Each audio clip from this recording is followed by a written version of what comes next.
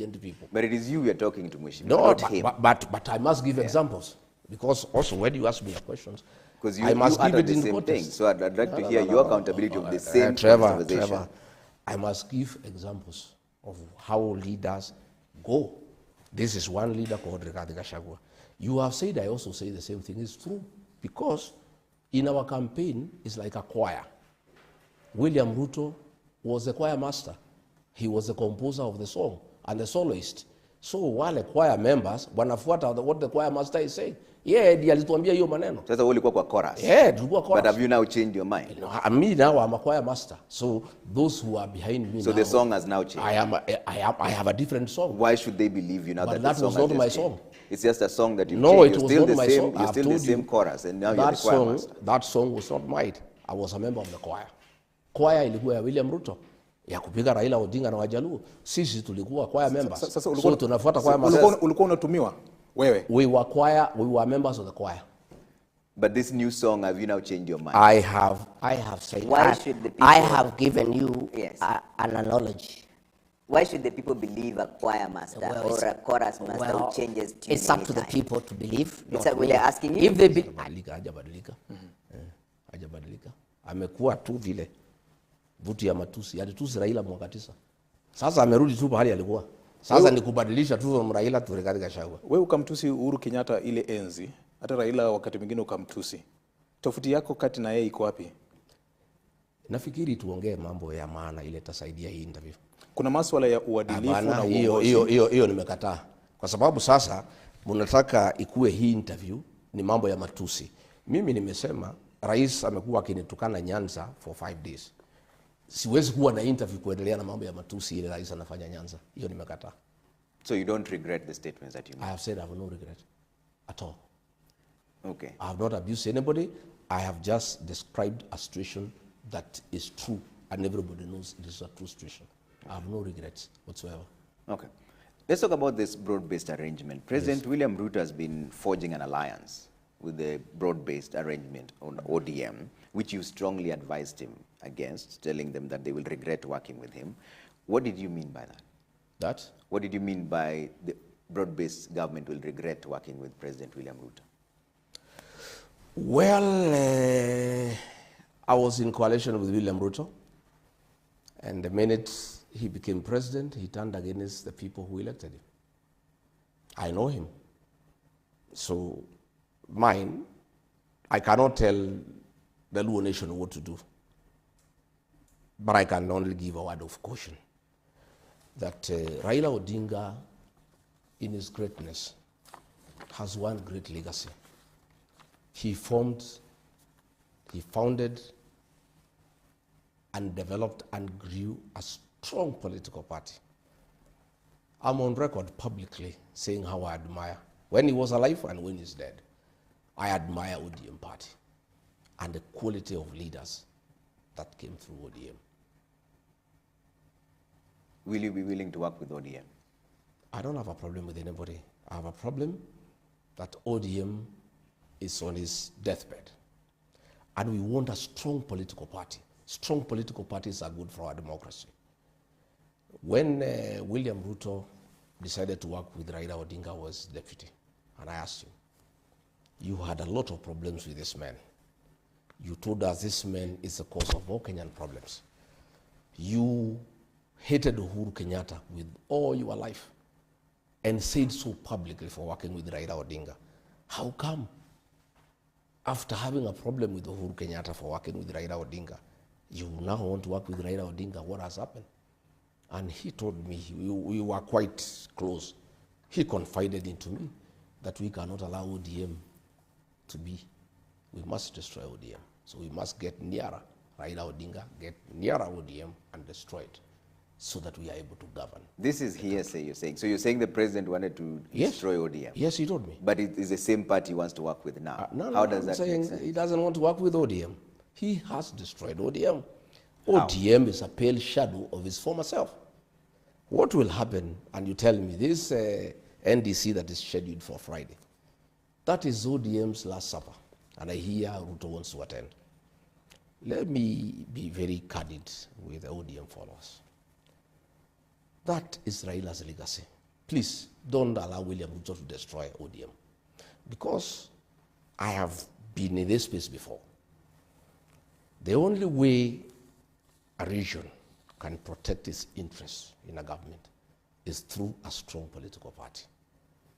My people from the mountain, we are in the terrible situation we are in, I included, because we went to join Ruto without our own political party.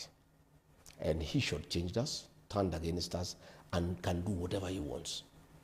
If ODM agrees to be swallowed by William Ruto, the people of that region will be at his mercy. And they'll come to cry the way we are crying. So it's up to them. And if they must join William Ruto, because we cannot stop them. Yeah? If they must stop him, if they must work with him, I'll give them a few tips. Because it's important that I do so. And if they listen to me, it can help them. If they ignore it, it doesn't matter. But at least I'll have spoken, and it will be on record. If I had listened to President Uhuru Kenyatta, when he told us that William Ruto cannot be a good president and it's not good for the country, this country will not be in the shit we are in. Myself and the people of the mountain will not be in the predicament we are in. With respect to what's your language, Mheshimiwa? Yeah? What's your language, Mheshimiwa? No, I'm just saying. It's national TV. I'm just saying we will not be where we are. Towers. We will not be where we are. And the mistake we made was to join William Ruto in his party. Since that we have learned and formed our own party. And we cannot be swallowed or merged with anybody. We'll have to work, whoever wants to have a coalition with us. Our party, the DCP, will have a coalition intact without being swallowed by anybody. So my advice to ODM. Okay, katia ODM shauri, hii ni chama ambacho kimekuwa katika siasa ya Kenya kwa muda wa miaka 20. DCP is hardly 2 years. I'm talking as regards Gachagua. It may have been 20 years. I may be nobody, but I cannot be denied a chance to give advice. Maybe you think I'm nobody, but I'm saying I have been with William Ruto. Listen, I have been with William Ruto as his deputy. I helped him to be president with my people.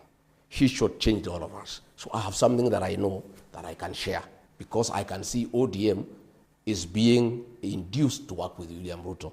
I have some experience that can be useful. Okay. Unless you don't want me to share. Asante. Yeah. Asante. Umenena hapo kwamba nyinyi kama watu wa mlima mlidanganywa kwa sababu hamkuwa na chama cha kisiasa. Kumaanisha chama cha DCP ni cha watu wa mlima pekee? Hapana. Tukiangalia vyanzo vya sheria. Chama yetu ni ya kitaifa. We won a by-election in Kisa East, in Quisero, that is Kakamega. We won a seat in Narok Township, that is Narok in Rift Valley. We won a seat in Kariobangi North, which is cosmopolitan.